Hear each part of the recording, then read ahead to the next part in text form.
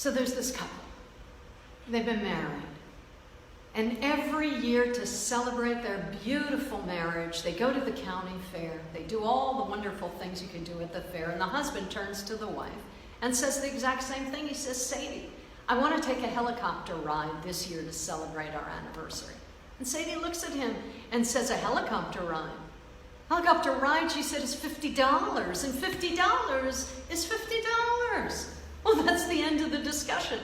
And every year on their anniversary, same arguments, same discussion until they've been doing it. They've been married for 50 years. They've been doing this same conversation for 50 years. And he turns to her on their 50th anniversary. He says, Sadie, please, I'm begging you. He said, I don't know if we're going to have another anniversary. I don't know if I'm going to live to next year. He says, I want to do the helicopter ride. She said to him, but Harold, $50, she said. $50 is $50. Well, anyway, the guy who is the helicopter driver, the pilot, he hears this. He hears this every single year, the same discussion from the same people. So he can't take it anymore. He turns to them, he says, look, folks, I'll tell you what I'll do, he says. I'll take you up on this helicopter ride, and I'm going to do it for free. I'm not going to charge you anything. Except, he says, you have to do one thing. You have to not say one word throughout this entire helicopter ride, and then you can have it for free. Well, of course, this is, music to Sadie's ear, and they both get on the helicopter, and they take off. Well, what they don't know is that the helicopter pilot is a trick pilot. So now he is showing off all his fanciest loop-de-loops and taking them upside down and in death spirals. And it goes on for 5 death-defying minutes until he takes them both back down to the ground. And he turns around from his seat and he turns around to the guy and he said, look, he said, I have to tell you, I'm really impressed that you did not say one word. He said, especially when we were up there at the moment that your wife fell out the window, he said, I thought for sure you were going to say something at that point. And the guy looked at him and said, well, if I'd have said something, it would have been $50. And $50 is $50. Right? So take a moment for your uproarious laughter and I'll say hello. I'm going to tell you a little story, and this story is not going to necessarily endear you to me. In fact, if you don't hear this story slowly and clearly, you're not going to want to come back next week. It's going to be even an emptier hall than the hall that I'm in right now that holds about 400 people. It's going to be emptier than that. And here's why. There is a story that is considered, the path of illumination, a revered story that displays for you what the path of illumination might look like. And it's from the East, as you will soon discover. And what we're told is that there is a young man who goes out into the world when he is of age.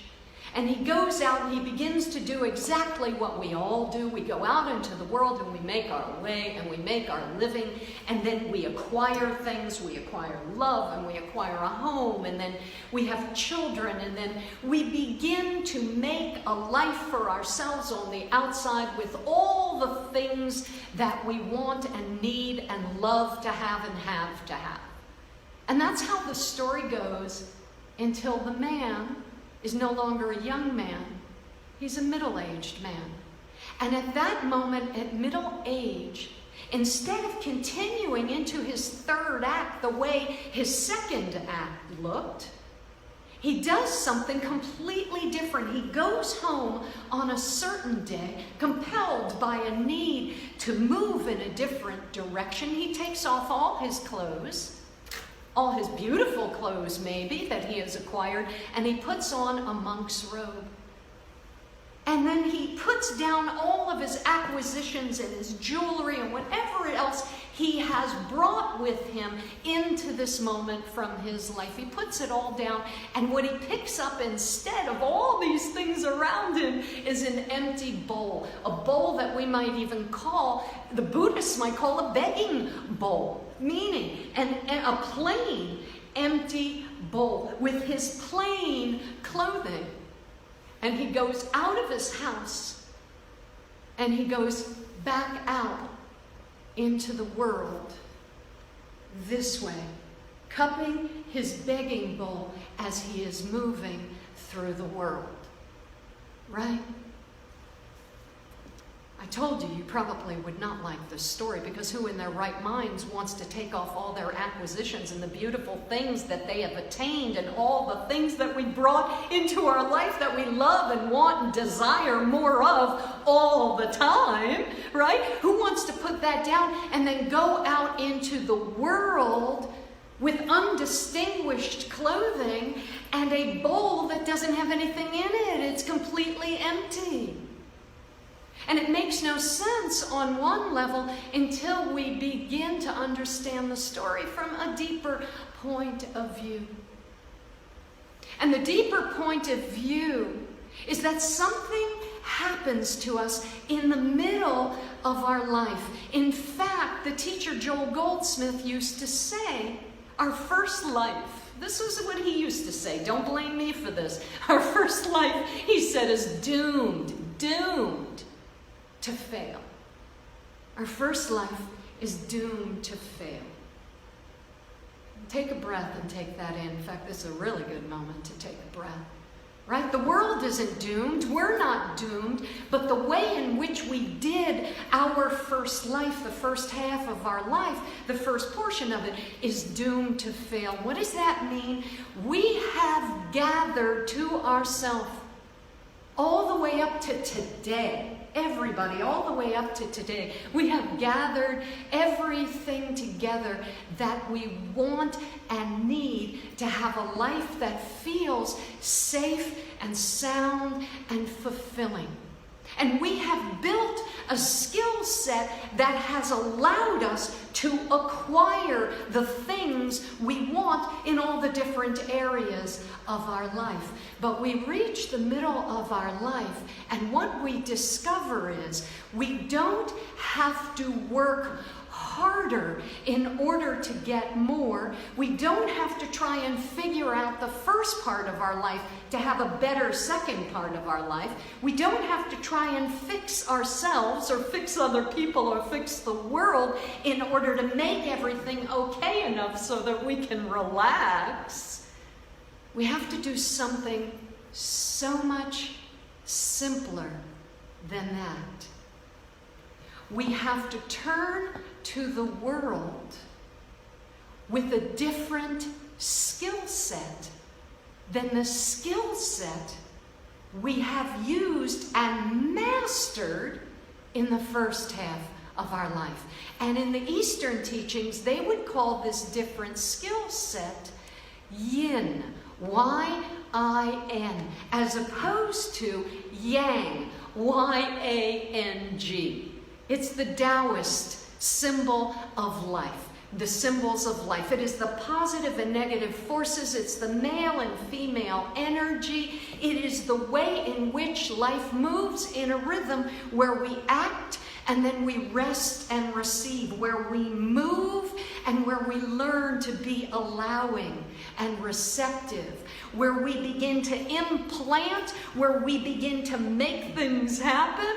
That's yang, and we are terrific at making things happen based on the principles of forcing, fixing, and figuring everything out. And what happens is, midway through our life, we reach a point of diminishing returns. Midway through our life, we become exhausted. Midway through our life, we have been racing. We have been propelled forward in the agenda of acquisition because that is the way, that is the muscle set we have been using. Yang, make it happen, go get it, and nothing is wrong with that. But when we are propelled forward in that way, what ends up happening is we end up forgetting that there is a whole nother way of approaching life, a whole different skill set that feels completely different than going at life with our big, showy muscles, getting our life that we want to get. It's a set of muscles that's far more subtle.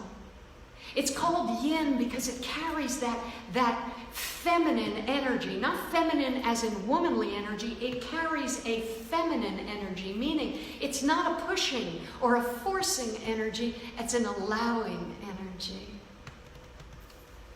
It's not a pressureful and urgent energy compelling us forward in a harsh and important and serious way. It's an energy where we can lean back.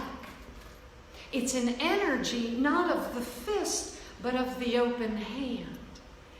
It's the energy where we let life come to us by being open, that's the bowl, open to receive it. See, we don't know that life comes to us because we are using the skill set of going into life, of going and getting from life and taking from life what we need. We haven't yet developed a skill set that's going to change the way we meet the moment. It's going to change the way we do our lives. It's going to change the way we find out who we are.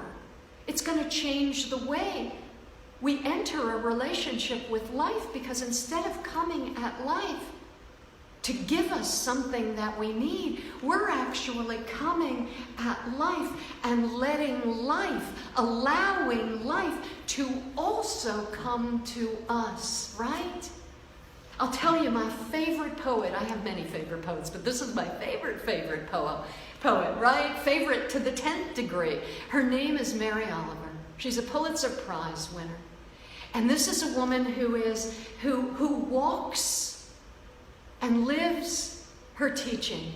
And how do you know it? You don't need to know her to know it. You can feel it in the depth of the way in which she walks in the world, in the way in which she pays attention in the world, and in the way in which she allows herself to experience, to be touched, to be impacted by the world.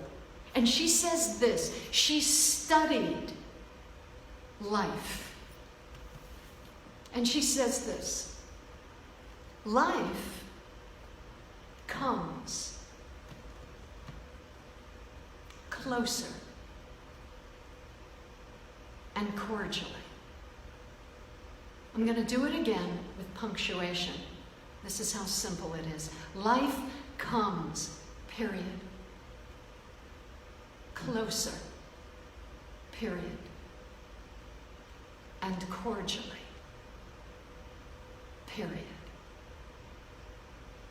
Now here's a woman who is talking about the same life we are living, except because she has allowed herself to build the skill set to enter into a different relationship with life, not just by imposing our will and desires and wishes, but by also leaning back and letting life touch us, touch her, impact her with its desires and its wishes for our life. Because she does that, she enters the conversation with life and discovers that life is not some dead thing. Life is not some concept. It's not a theory.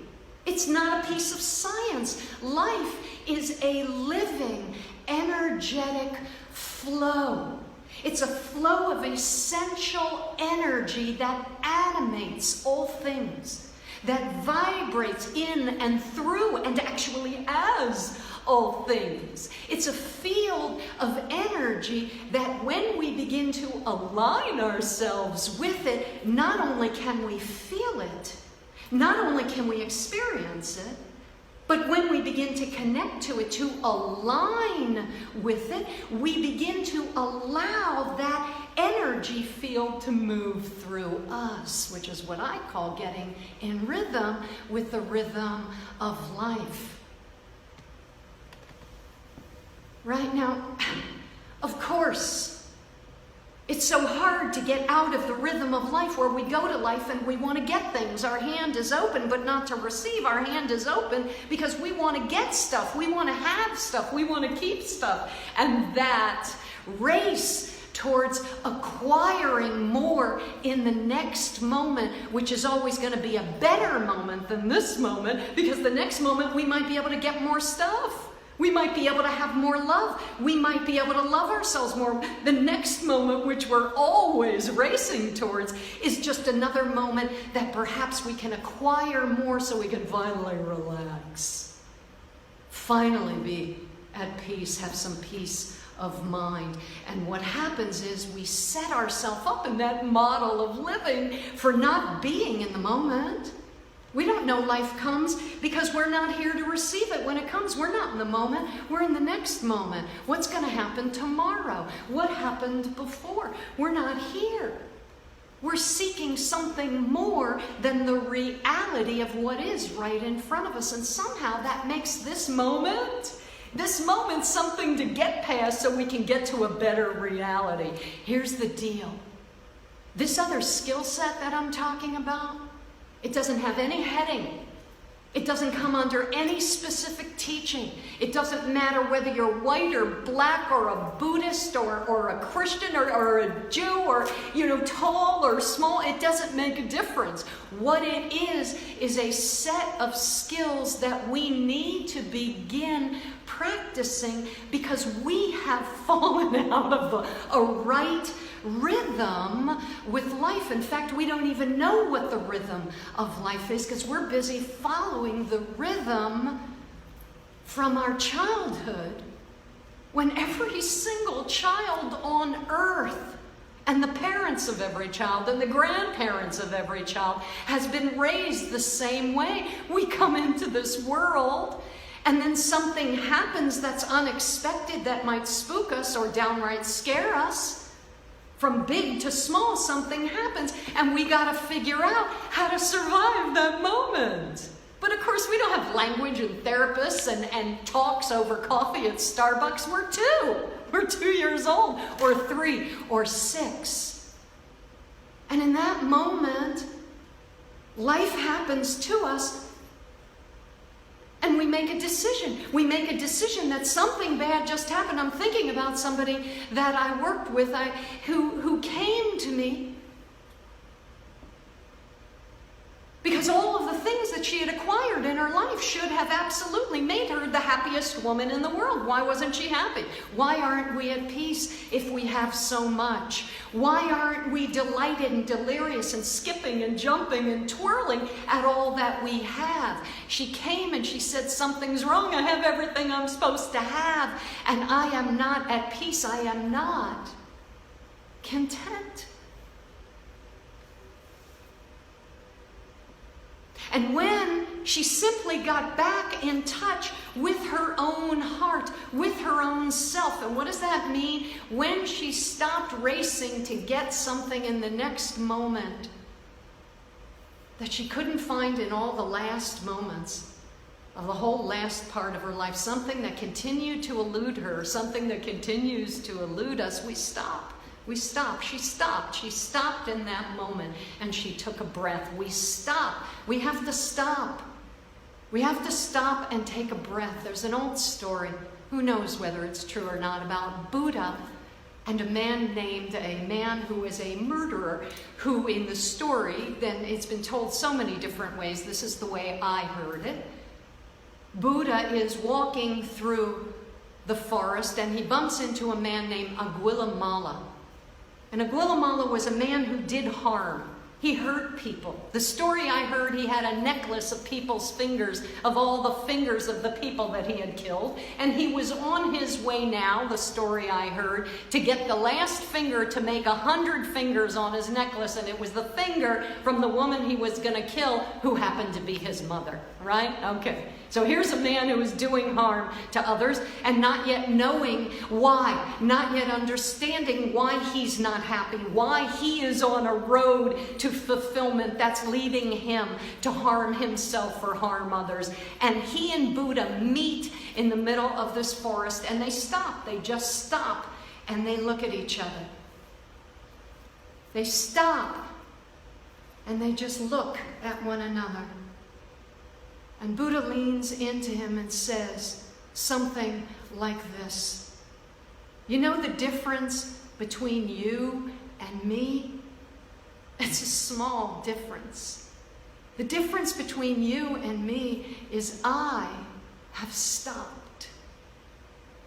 And you haven't stopped. She stops. We have to stop. We have to stop continuing the agenda of acquiring things in life because we've gone out of alignment with our own self, with life, and we don't even know we're out of alignment. We don't even think alignment's a thing. We don't even think the moment is a thing. We don't think that life is a thing that we need to be in relationship with. We just think when I get the next thing, well, then that's going to fill up the hole. And then that's going to make me feel W-H-O-L-E, whole. But that's not how it works. First, we have to stop. She had to stop, and she had to take a breath into her body because the breath connects us to our body. And we ain't going anywhere without our body. We are not going anywhere, I'll say it again, without our body. She gets back into her body because only through our body can we feel. And only through our body can we feel what the moment feels like. And only through our body can we feel what the moment feels like, so we can feel whether what's happening feels good or does not feel good, because that is our GPS that lets us know. It lets us know. It's our golden compass. It's our intuition. We're wired to be connected to our body so our body can let us know if where we stand is the right place to stand, if it is bringing us a feeling of goodness and highness and happiness or not. And if we can't have access to our body because we're not, quote unquote, a feeling person, we miss the whole point. There's no possible way of changing the way in which we do our life to get to the peace of mind and the happiness and the joy and the safety that every human being seeks. There's no way to get there except stopping, taking a breath into this body that is always standing in this moment. Always where our feet are. Because when we do now, we have access not only to what we feel, but to what we know, what our body knows, what our heart knows. We're accessing a core part of ourselves. We go to the gym and the trainer says, come from your core, and then we all practice our core exercises without a second thought. When somebody tells you you got to come from your core before you make a decision, you got to come from your core to know where you stand in the moment. We say, core shmore, I don't believe in all that spiritual stuff. Oh, I don't believe in body stuff. I don't believe in any of that, right? And we write the whole thing off as if we can go through our life without using the technology of our human body in concert with the energetic portion of who we are, energy, eternal. Those two things have to work in harmony. They've got to be linked up. We have got to get a collaboration going on between us back in harmony with us, or else we are lopsidedly yanging our way through life, forcing, fixing, figuring out even now, where the virus has told every single human being on earth, go home. Go home and be with yourself. So this woman stops. Aguilamala stopped in that moment, just for that moment, and he heard something. He heard the words of Buddha. He heard something so simple. He felt the simplicity of it. This woman takes a breath. She takes a breath into her body, and she engages with her heart. And what does her heart show her? Her heart shows her a moment when she was a young girl in 1965. She remembered the year when she was standing straight like a little soldier, and her dad and mom sat her and her brothers down and broke the news to them that they were divorcing and that dad was leaving. And you can imagine hearing that at this age moves you. You can feel what heartbreak that is to a family. But at 6, this is your world. At 6, you can't feed or clothe or dress yourself. At 6, you don't even have the language for the pain you're feeling. You don't have the language for the fear you're feeling. But you do have access to this ingenious system of survival that every one of us has.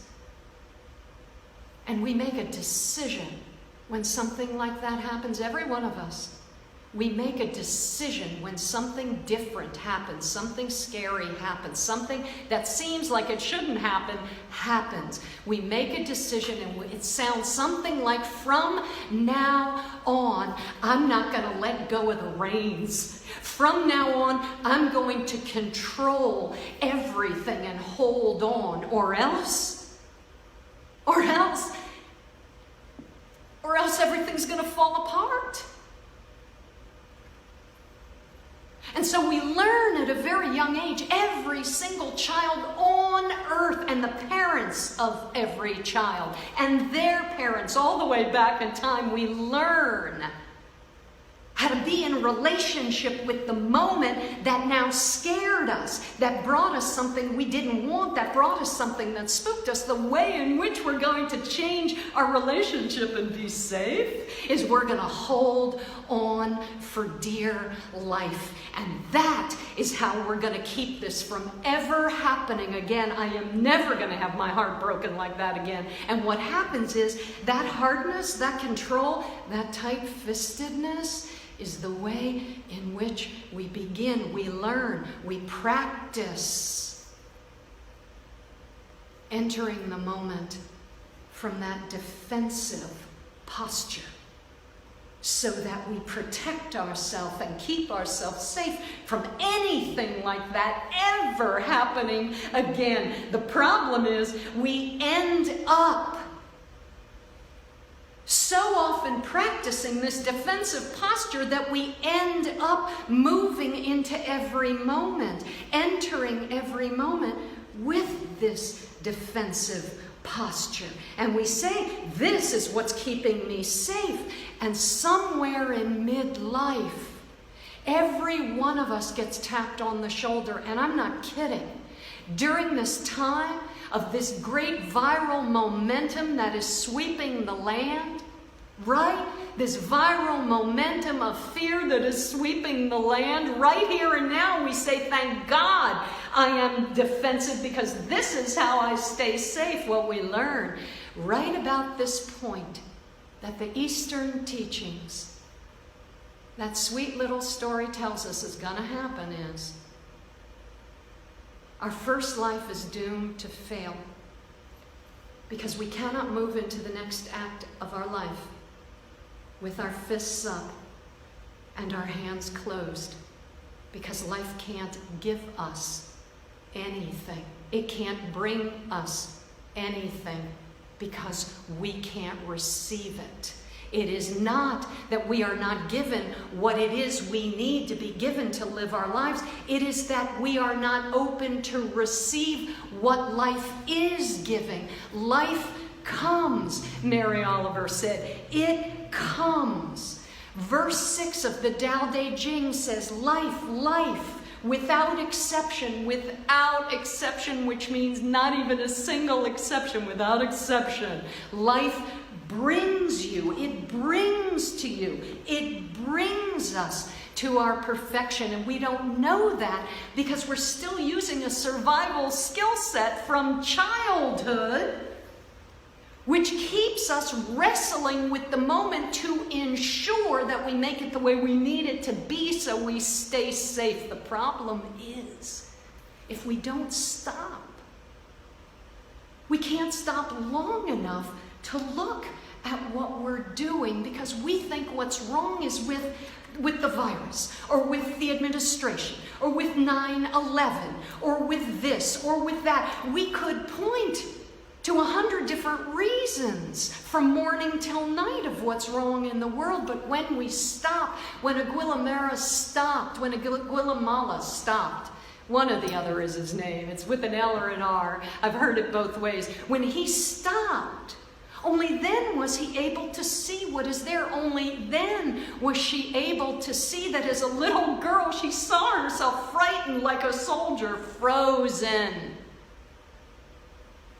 And in that frozen position, her life became hard. She became a girl who was hard. That wasn't her true nature. She became it. We become something other than what we are in order to protect ourselves, protect our heart, protect our hurt, protect our feelings. But what it does is, in that moment, while it works brilliantly for surviving childhood, because here we all are, we survive, it doesn't work brilliantly as a way of life.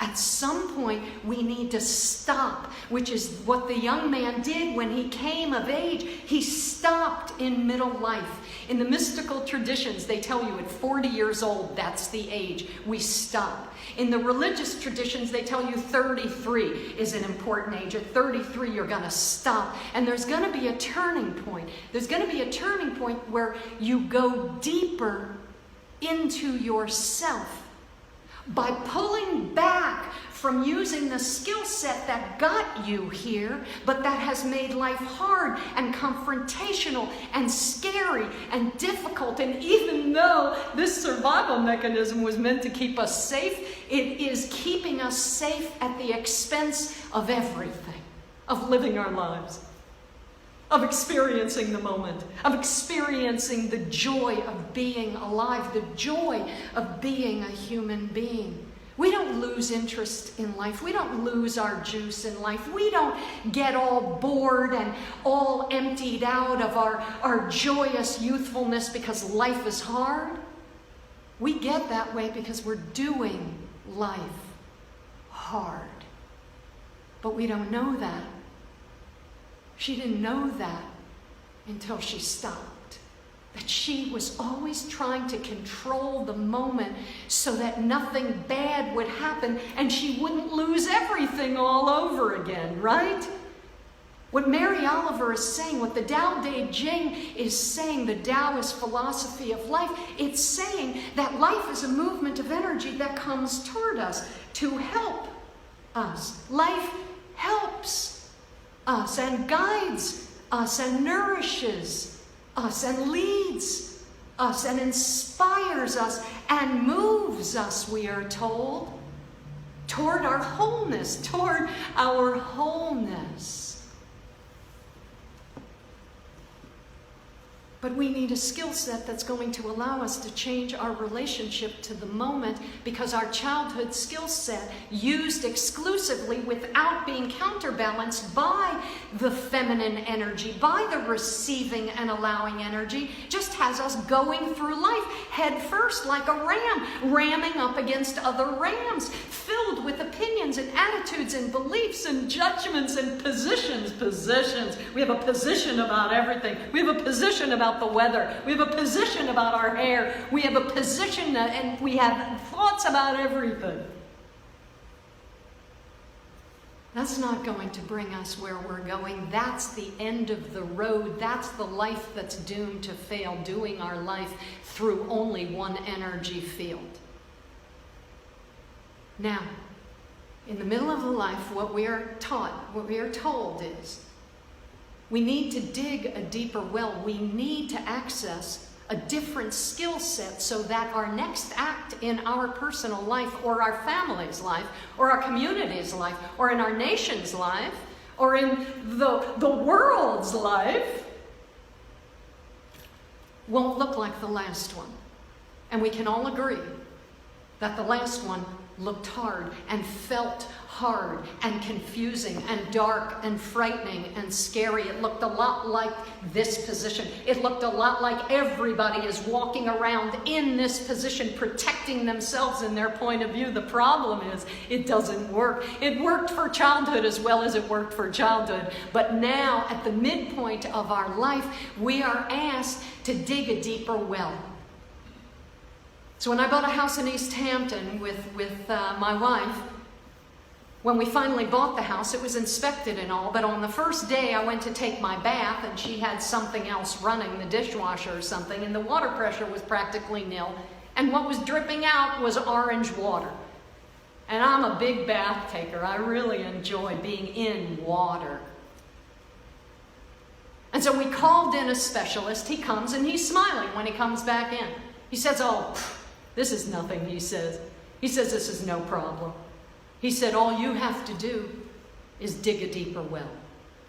He said, "There's plenty of water on your property, but the well that was put in by the guy who owned the house, who didn't need to use as much, he put in a more superficial well. He didn't need to use it because he didn't even live there. He just brought his girlfriends there on occasional weekends. You two girls are living there, so you're going to be using the water all the time. Dig a deeper well." That is what we're asked to do. We're asked to dig a deeper well. We take a breath, we turn to our body, we turn within to access a deeper part of our nature, that when we're going 100 miles an hour, we don't know what we're doing. Aguilamala didn't know what he was doing.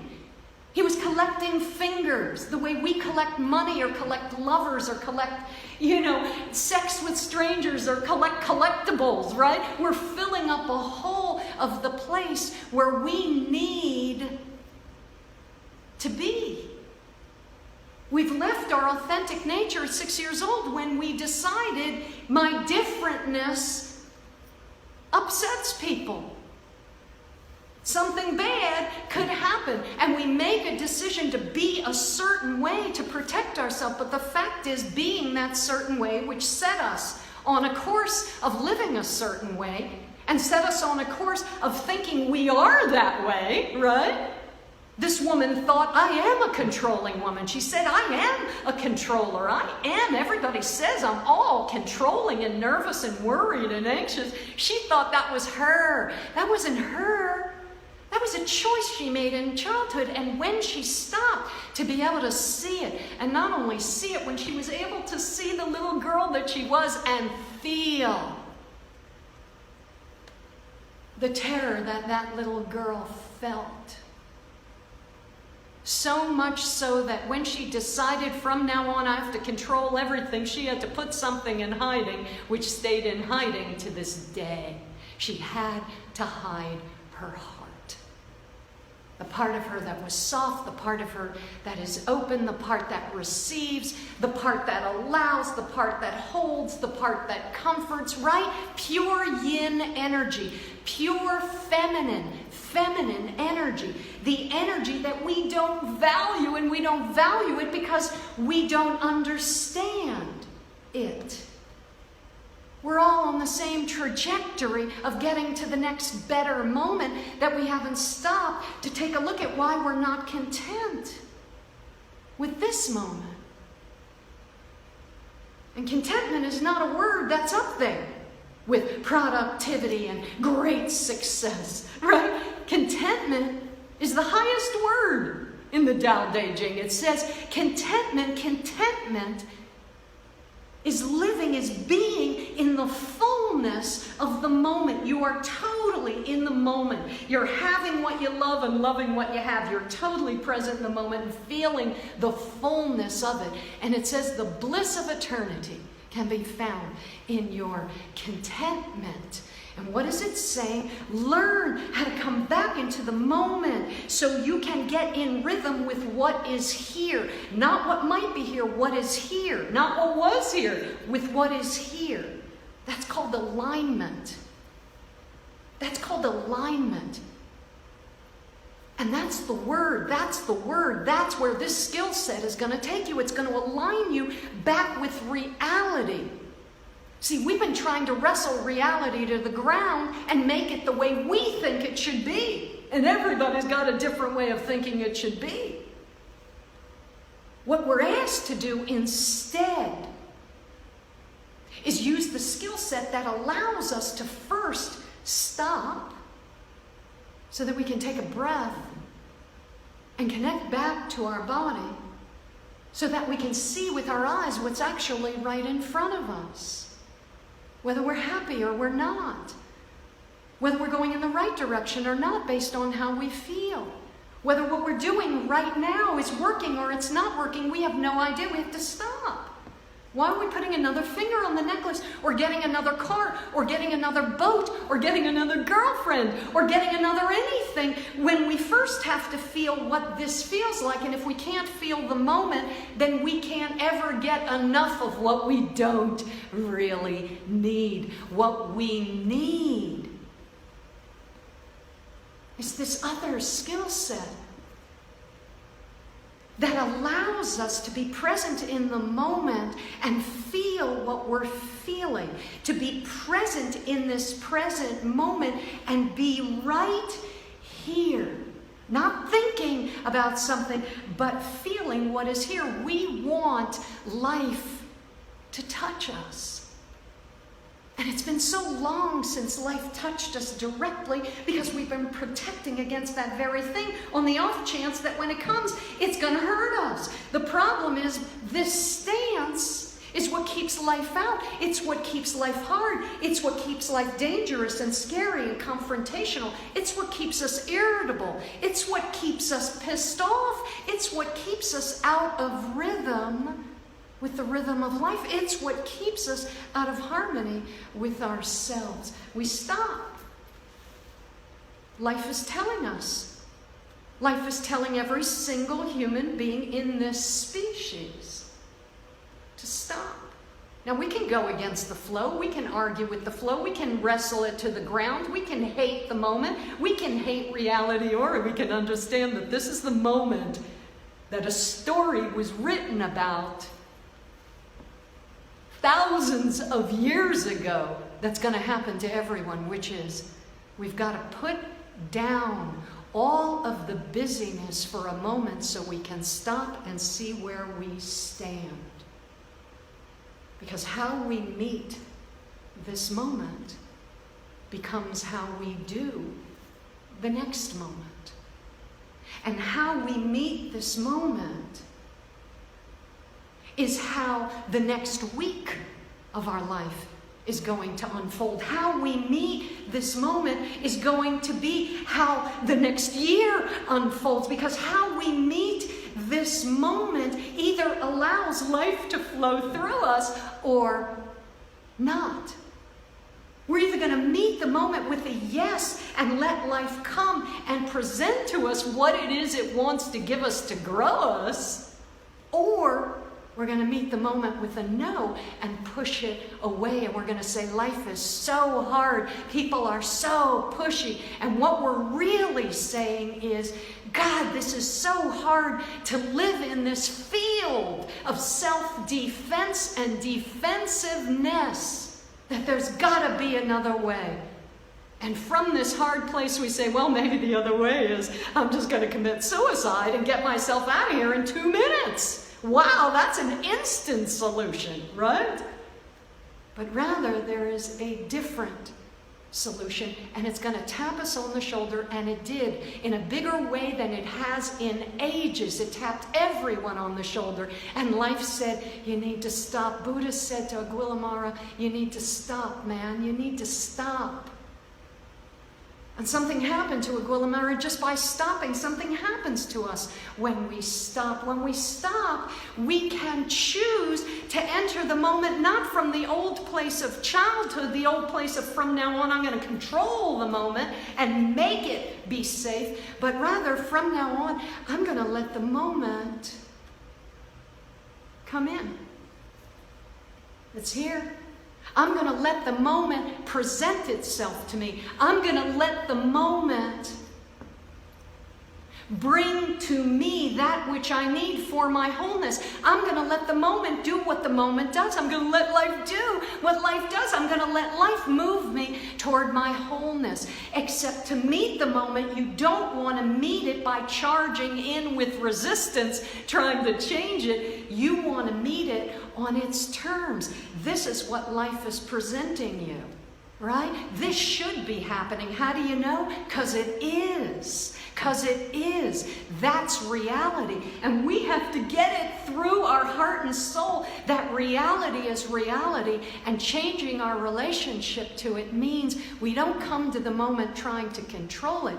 We come to the moment learning how to relax so we can be with what is and feel what the best way to move toward our wholeness, toward our highness, toward our happiness, toward a peace of mind, toward an ease, how we can do that in this moment.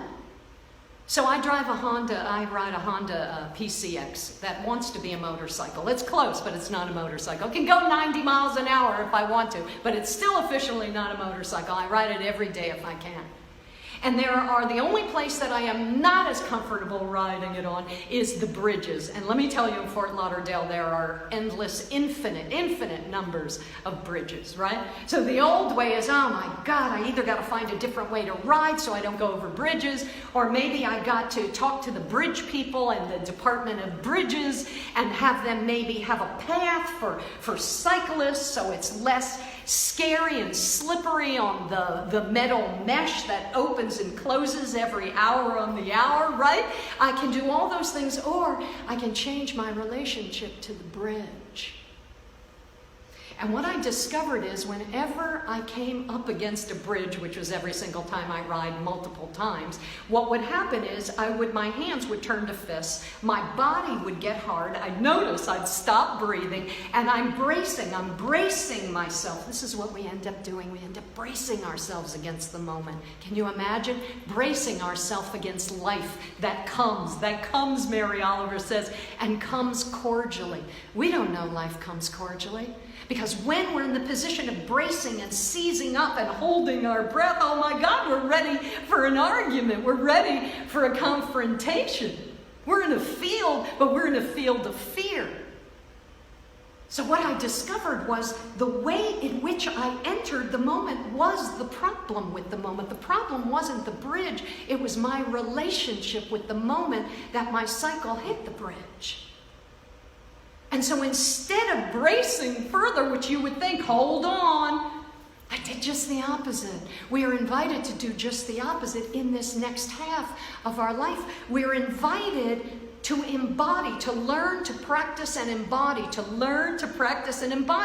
different skill set, a skill set that had me on my motorcycle. Instead of bracing, relaxing. I leaned back in the posture I have when it's just open road and the beach is to my right, and oh my God, I'm just in heaven, right? I relaxed that much. I relaxed my legs.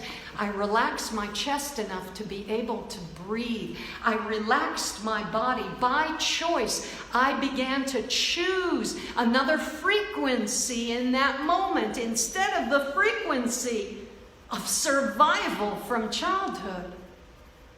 We choose a different frequency to enter this moment, and it's a choice. Because if we don't choose, we're going to end up with the frequency we chose at 3 years old, which was survive at all costs, hide, protect, defend. I chose another frequency which looked completely different. It looked counterintuitive. I just relaxed as much as a girl like me could relax, and when my head said, I just let all those thoughts go, and I just felt what it felt like to ride easily, to ride joyously, to ride softly, to ride openly, to ride in a relaxed fashion into a moment that formerly scared me. I showed up in the moment. And because I was able to stop, I was able to choose how I wanted to meet this moment, which comes presenting reality to me and says, here, that's what life does. It says, here, I'm going to bring you this. The guy from the first story went out with a begging bowl. He went out to life saying, give to me, bring to me. He might have been an expert in the first half of his life, but he came out as a beginner in the second half. And we know what a beginners mean. A beginner means, when we're seeing beginner rightly, beginner is beginner's mind. It means in this next act of our life, we have to go back to a bit of schooling, life school, and let life fill our bowl with the skill set we're going to need to move forward differently in our life, individually or collectively. And when you do one, of course you do the other. Right? We're going to learn how to turn our fists over and practice opening our hands. And it's not going to be easy. Because when your hands are closed that long, and if you hold your hands closed for just 1 minute, in fact, do it with me right now because it is the most interesting exercise. Hold your fist closed as tight as you can possibly hold it, because that's how tightly we are wound inside from trying to survive this life. That every mystic, that every poet, that every person who has turned to life and studied life comes back and tells us, life is coming. It comes. It's meant to come. It should come. It must come. And it's coming to present something to you. Keep your fist closed and keep it as hard closed as you possibly can, man. Really, just keep it closed, because this is what self-protection looks like, right? And you're holding it this closed, and you're holding it this closed, until the time I'm going to ask you right now in this moment to begin opening it, right? So you kept it closed for 60 seconds. As slow as you can, as slow as you can, as slow as you can, you begin opening it. And what are you going to notice? 60 seconds, not 60 years, although it's been 60 years for some of us or more that we've been closed. Even for 60 seconds, when you begin to slowly, slowly, slowly open your hand, your fingers feel stuck, and it hurts, and it's hard, and it was easier staying closed than it is trying to open. And that's what this skill set begins to do. It begins to enable us to have the skills we need to open that which was closed. And what do we find? That in our defenselessness lies our safety. Because trying to defend ourselves against the moment will not work. It leads us here. It leads us all here. So stop. Practice that often, stopping. And taking a breath into your body, feeling it going into your body.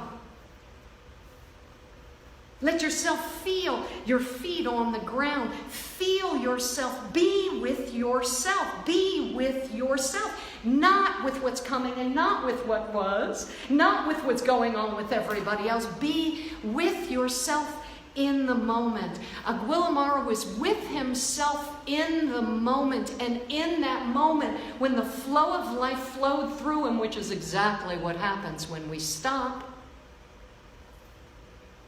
he was awakened. And that's not some big holy thing. We awaken means we wake up from the race we've been on to survive every moment of our life, and we begin naturally to do what comes naturally to us when we stop in the moment, which is we begin to open again, because that is our natural state. We learned how to close to be safe, and now we have to relearn, and practice and relearn how to open again. And what will we discover? We'll discover that that is where the safety is. The safety we've been seeking everywhere. The safety we've been trying to protect ourselves from all the others who are dangerous. The safety is in coming back to the moment. And you're never going to believe it in 1,000,000 years just because I tell it to you. But you are going to believe it for 1,000,000 years if you try it and experience it for yourself. You have got to feel what the moment feels like. You've got to. Because nothing can change until we come back into the moment, into right relationship with ourselves, into alignment with it, back into harmony with ourselves, so we can see what reality is feel what reality, what life is bringing us to feel. And so we can finally discover that that which we thought is coming to us, happening to us, we can begin to discover what Mary Oliver said. It comes cordially. And we are never going to believe the truth of that, the naked truth of that, until we feel it for ourselves. And to do that, we got to come to the moment differently. With a yes instead of a no. With open hands instead of a fist. With the intention of going with the flow instead of against it. Different skill set. Different skill set. And so I'm going to leave it here. I'm going to leave it right here. And I'm going to say these famous words that you've heard all too many times since, oh God, since the 20 years I've been doing this, 25 years. And that is this: enough said.